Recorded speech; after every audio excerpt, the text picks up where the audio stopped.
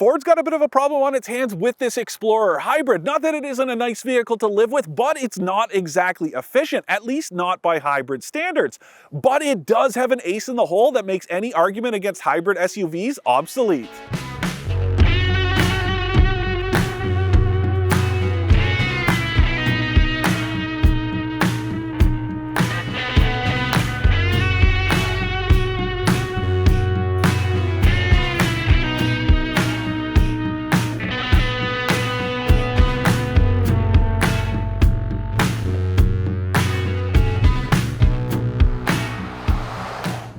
Okay, let's start with the bad news. First, if you're shopping for an SUV like this that sips fuel like a compact car, this isn't it. The Toyota Highlander Hybrid is still your only option there, so here's a link to that review, and while you're at it, you may as well hit that subscribe button too. And it's not like this thing is bad on gas by traditional 3-row standards, but it's barely better than the base 4-cylinder or something like the Honda Pilot, and it can't touch that Toyota. I averaged around 6.5 liters per 100 kilometers in that thing, which is wild for a vehicle this big. Now, this week I'm averaging right around 10 liters per 100 kilometers, which is in line with the official ratings. It's a little bit worse, but it is wintertime, so you do have to factor in the cold weather and what kind of impact that has on fuel economy. Again, not terrible, but it's not much better than the average SUV in this segment, and I'm talking about non-hybrid ones. But in spite of that fact, I do think this is the best of the Explorer bunch. And yes, I know there's that 400 horsepower ST version, and I also know that this one probably isn't going to sell as well as it should, but I'm telling you this much. If you're in the market for an Explorer, you need to take this one for a test drive at the very least. And I'll tell you something else, you're not even going to know you're driving a hybrid most of the time. Now, don't get me wrong, this is more than a mild hybrid system. You get a 35 kilowatt electric motor and a 1.5 kilowatt hour battery pack under that back seat. That's a little bit smaller than the Highlanders, but it means it will chip in with some emissions-free mileage. No, there's no dedicated electric driving range like you get with a plug-in hybrid. Instead, it's bits and pieces, but it does add up over time. According to this trip computer, about 20% of what I've done this week has been on nothing but electricity, which is pretty impressive. But back to my point, this thing isn't like any conventional hybrid when you're cruising around. It uses a 3.3 liter V6 that's naturally aspirated. That means no turbos. And it can feel pretty quick when you get on the gas, especially with that electric motor chipping in with some electrons to give you that surge of energy to push you ahead. All told, this thing makes about 318 horsepower and 322 pound-feet of torque. So not much more than that base 4-cylinder that this replaces when you upgrade to the hybrid powertrain, but I think it's more than enough for an SUV this size. I also really like the sound it makes when you get on the gas. It's got that really nice naturally aspirated purr all the way up to redline.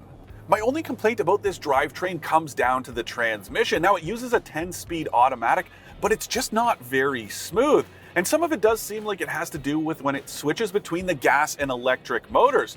There's just all kinds of shudders and hiccups when you're cruising around in everyday driving.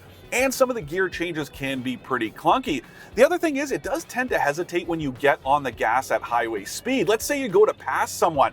When you hit the gas pedal, it just doesn't seem like it wants to do anything for a split second, but there is plenty of power once it finally does hook up.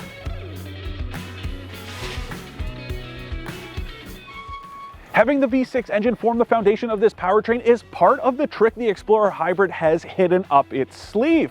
Because most hybrids like this, well, they lose towing capacity because of all the extra weight they're moving. But this thing is still capable of pulling 5,000 pounds, which is the same as most 3-row SUVs this size, and that's 1,500 more than the Highlander Hybrid. So let's go find out what it's like. I am pretty close to the maximum capacity here, but keep in mind, this is a test, and I'm doing this so that you don't have to find out the hard way that you are pushing too close to the limit and the Explorer Hybrid can't handle it. But I'll tell you right now, I am very impressed with how this thing is performing with all that weight behind me. Now, I do have this drive mode dial set to the tow haul mode, and what that does is it holds the gears of the transmission just a little bit longer, and it takes care of the engine braking. The other point about all this weight I'm pulling is that I am alone in here. If you're using this as your family hauler to get that trailer to the campsite, Don't forget, you have to factor in the weight of people and all their stuff. So if you've got this vehicle loaded up, you're not going to be able to pull as much behind you. But like I said, this powertrain is very nice. I am so impressed with what it's like pulling. I can get on that gas. It's not straining itself at all. It feels very steady, very sure-footed. Tons of confidence here. I am so impressed with this. That 5,000 pounds is not a problem, but keep in mind, it is mixed. I'm gonna continue to hammer that point home. That's 5,000 pounds between what you have in this vehicle and what you have behind you. So keep that in mind if you do plan to tow with this thing, but I'm telling you right now, it's not gonna be a problem at all. Even if you do plan to tow with your Explorer Hybrid, it's not like you're going to be doing it all the time. So let's talk about what it's like to live without a trailer hooked up to the back. And I do have to say, this is probably one of my favorite 3-rows like this to drive. The ride quality is a little bit springy, and it's not quite as comfortable as that GMC Acadia Denali I drove or the Mazda CX-9, but it's not far behind. And this version also benefits from the unique damping ratios that hybrids need to counter all the extra weight they carry. And it just does cruise really nicely. It's got a nice heft to it, but it is very easy to drive. I like this steering setup a lot. Too many SUVs like this have featherlight steering that sort of betrays their size, but this is very nice. It has a nice weight and resistance to it, but it's very easy to operate. The Ford Explorer is bigger than most in this segment, but I'm not talking GMC Yukon big. It's just nice and spacious in here, and there's enough room that I can fit fairly comfortably in that third row of seats. And the other thing is, this is very rare in this segment because our cargo testing pedal car fits behind that third row of seats horizontally. It is very rare for a vehicle this size. Usually I have to fold that third row into the floor so I can put it in on an angle, but this thing fits back there no problem at all.